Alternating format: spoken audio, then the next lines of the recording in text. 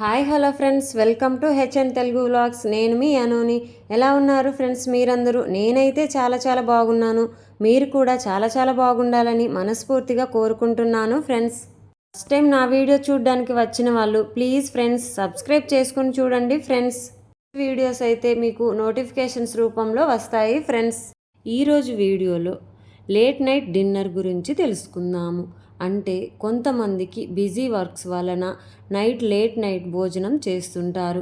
అలా చేయడం వల్ల కాలేయానికి ఆరోగ్య ముప్పు ఏదైనా ఉందా అనే విషయాన్ని ఈరోజు వీడియోలో తెలుసుకుందాము ఫ్రెండ్స్. ప్రస్తుత జీవన శైలిలో ఆలస్యంగా భోజనం చేయడం చాలా మందిలో సాధారణ అలవాటుగా మారింది.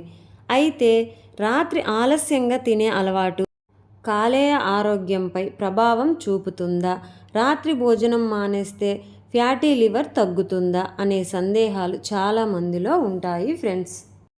ఇటీవలి కాలంలో ఫ్యాటీ లివర్ సమస్యలు ఎక్కువవుతున్నాయి. ప్రారంభ దశలో స్పష్టమైన లక్షణాలు కనిపించకపోవడంతో చాలామంది దీనిని నిర్లక్ష్యం చేస్తుంటారు. అయితే సమస్యను పట్టించుకోకపోతే కాలేయ వాపు, ఫైబ్రోసిస్, లివర్ సమస్యలు, తీవ్రమైన సమస్యలకు దారితీసే అవకాశం ఉంటుంది. రాత్రి భోజనం మానేస్తే ఫ్యాటీ లివర్ తగ్గుతుందా? చాలామంది లావు తగ్గాలి అనే అపోహలో పడిపోయి రాత్రి భోజనం మానేస్తూ ఉంటారు. ఆరోగ్య నిపుణుల ప్రకారం రాత్రి భోజనం పూర్తిగా మానేయడం ఫ్యాటీ లివర్కు పరిష్కారం కాదు. దీనికి బదులుగా సరైన సమయంలో భోజనం చేయడం, పరిమిత మోతాదులో ఆహారం తీసుకోవడం, రోజువారీ క్యాలరీలను నియంత్రించడం, ఆరోగ్యకరమైన ఆహారపు అలవాట్లు పాటించడం చాలా ముఖ్యం. మరొక విషయం, రాత్రి ఆలస్యంగా తినడం వల్ల సమస్యలు ఏమైనా ఉన్నాయా? రాత్రి ఆలస్యంగా భోజనం చేయడం వల్ల అవసరానికి మించి ఆహారం తీసుకునే అవకాశం పెరుగుతుందట.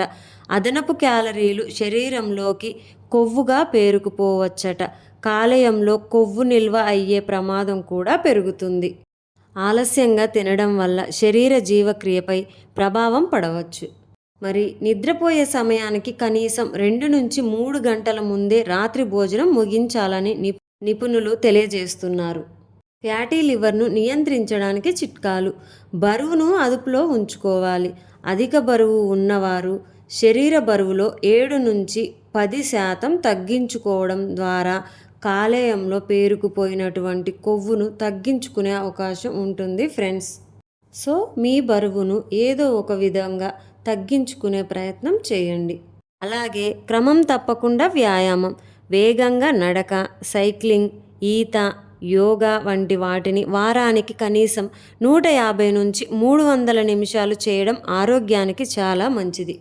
మరి చక్కెర ఎక్కువగా ఉన్న ఆహారాలను తగ్గించాలా అనే డౌట్ మీకు రావచ్చు. అయితే కూల్ డ్రింక్స్, ప్యాకెట్ జ్యూసులు, కేకులు, బిస్కెట్లు, స్వీట్లు వంటి చక్కెర అధికంగా ఉండే పదార్థాలను తగ్గించడం చాలా మంచిది. ప్రోటీన్ ఉన్న ఆహారం తీసుకోవడం మంచిది. పప్పులు, పాలు, పెరుగు, పన్నీర్, గుడ్లు, చేపలు, సోయా మొదలైనటువంటివి మరియు అలాగే మొలకెత్తిన ధాన్యాలు వంటి ప్రోటీన్ అధికంగా ఉండే ఆహారాలు తీసుకోవడం బరువు నియంత్రణకు, కండరాల బలానికి సహాయపడుతుంది. మద్యపానానికి కూడా దూరంగా ఉండాలి. మద్యం కాలేయానికి తీవ్ర నష్టం కలిగించవచ్చు. ఫ్యాటీ సమస్య ఉన్నవారు మద్యపానాన్ని పూర్తిగా నివారించడం చాలా మంచిది. ఫ్యాటీ లివర్ లక్షణాలు తరచూ అలసటగా అనిపించడం, పొత్తి కడుపు కుడివైపు అసౌకర్యంగా ఉండడం, బరువు పెరగడం, జీర్ణ సమస్యలు రావడం, ఆకలి తగ్గిపోవడం.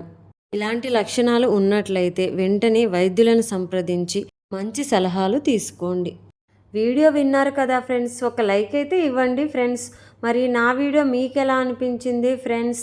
ఇక నుంచి మీలో ఎవరైనా లేట్ నైట్ డిన్నర్ చేసేవారు ఉంటే ఈ రోజు నుంచి మీ అలవాటును కొంచెంగా మార్చుకోవడానికి ట్రై చేయండి ఫ్రెండ్స్.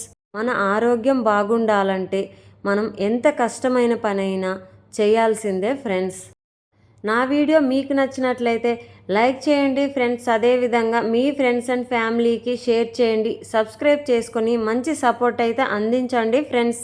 నా యూట్యూబ్ ఛానల్ యొక్క ఫోటోపై క్లిక్ చేయడం వల్ల నా ఓల్డ్ వీడియోస్ని కూడా మీరు చూడవచ్చు ఫ్రెండ్స్.